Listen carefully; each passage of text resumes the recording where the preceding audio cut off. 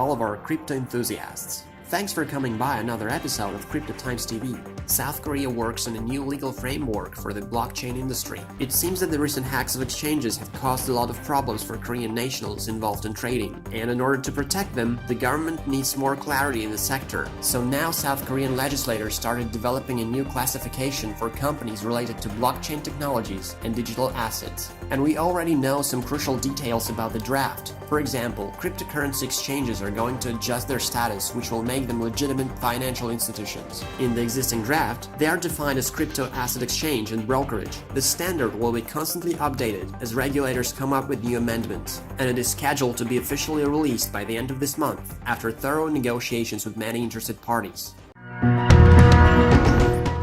Indian authorities are cracking down on the blockchain tech sector. Last April, the Reserve Bank of India ordered all other banks across the country to stop providing services to the businesses associated with blockchain and cryptocurrency. This order had to be executed by yesterday, July 6th. Since then, there have been numerous petitions filed with India's Supreme Court by a number of affected businesses, but all of them have been declined. Starting today, Indian citizens will effectively be unable to purchase or sell digital assets through legitimate exchanges. They'll have to turn to peer-to-peer marketplaces instead.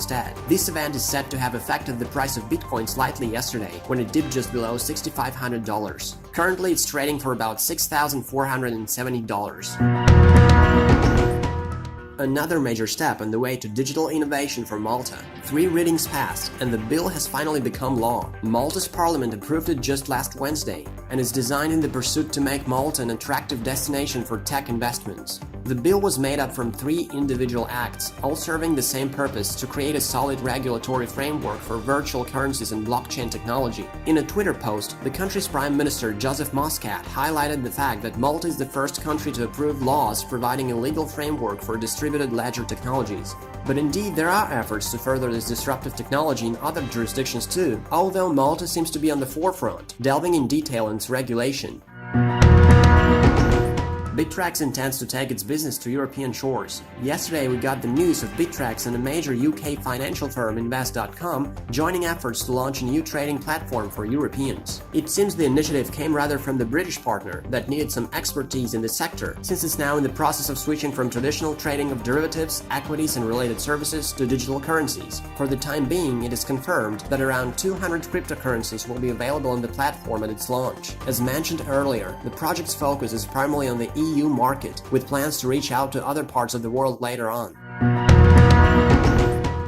Are you prepared to fight for your crypto in virtual reality? You don't have to be a popular streamer to make money playing video games. We know, of course, that there have always been other opportunities to make this profitable, but Warfield is here to introduce you a new token called Golder. It's an ERC20 token that you can gain by slaying your enemies in a first-person shooter. There's an official trailer that you can find on YouTube, and it looks rad. Currently, the company behind this project is running a pre-sale for the tokens at a 55% discount off the original price until July 12th. So we suggest you go to their official blog and check that out. If there are avid players among our viewers, we'd love to know what you think of the whole idea.